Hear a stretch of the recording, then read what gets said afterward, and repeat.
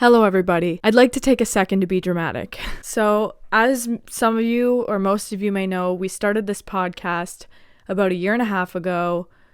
I essentially had no idea what I was doing. Neither of us really had any idea what we were doing or where this was going.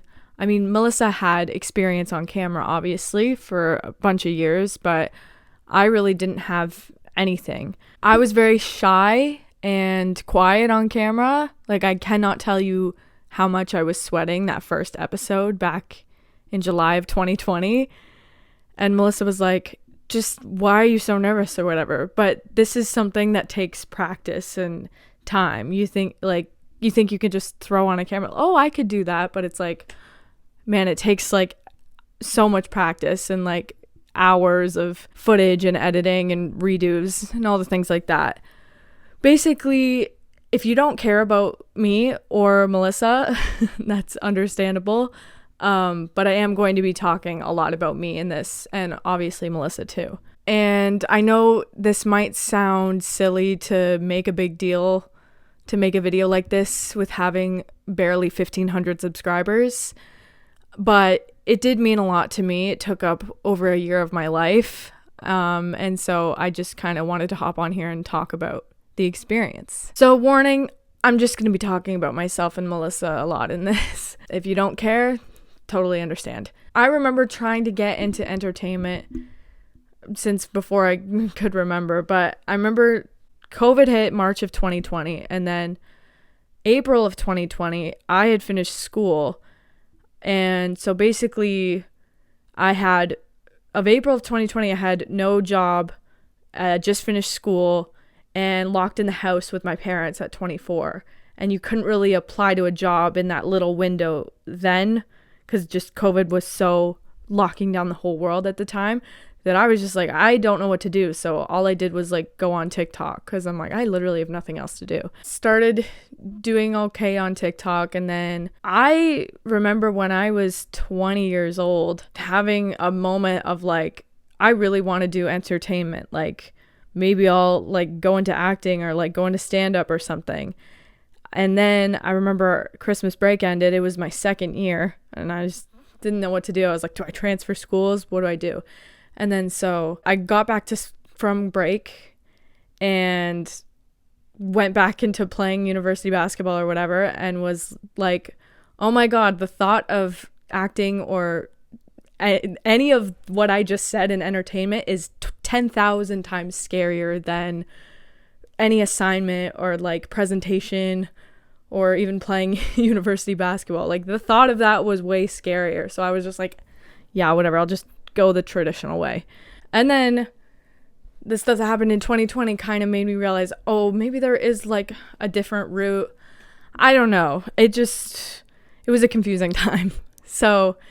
But the problem with TikTok is that if you are not like so specific with your niche on there, it's extremely hard. It is really hard to gain an audience if you're not like very specific with your niche on there. If you think YouTube is specific, like TikTok is 10 times worse. So I was like, okay, well, this isn't gonna last. So what am I gonna do? I knew Melissa was winning the MVP of like the nationals at the time, because we were playing basketball at the same time in our senior year. And I knew that I admired her basketball abilities, and I knew that she was doing well on YouTube. And so she was balancing both of that out. And so she was someone I looked up to, and I was like, I'm just going to reach out to her and see what happens. Like, who knows? And then, so I was lucky enough to like get a job with her, and I still work for her. I'm still her editor. The hardest thing to do was just starting, right? And reaching out to Melissa, and then starting editing, and then randomly starting a podcast with her. It's like, at least we started she had already started like 5 years ago, but at least I started something. And that was the hardest thing to do. And that's what my journey along this podcast has taught me. And that's what Melissa has taught me, is like, Nike, just do it. Me and Melissa are completely different content creators. Like, I think I want to do something polar opposite of what she's already doing on YouTube.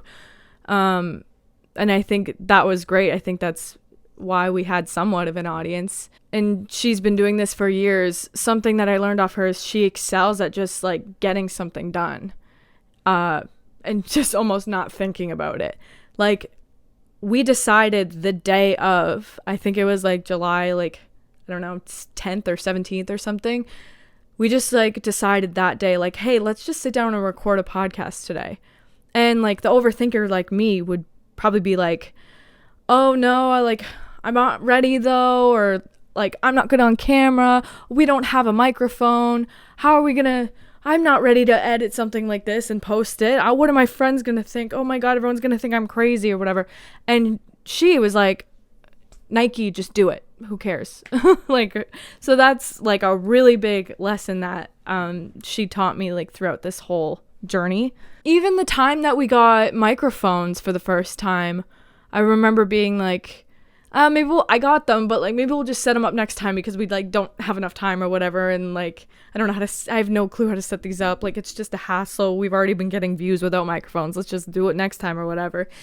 And she's like, no, let's set it up right now. And so we spent like an hour and a half setting them up, and it was worth it. And it's like, yeah, kind of, life is short, so just like do things. I know obviously like there's a fine line and you have to think about things before you do them sometimes, and like not, I don't know what I'm saying, you know what I mean? But there is a line in the middle that it was a good line to look at, of like, just do it, who cares what people think, and like really thinking things over, you know? Because like overthought everything. I've overthinking things for so long, right? I also learned to stand up for myself when maybe there was an easier route to solve short-term problems.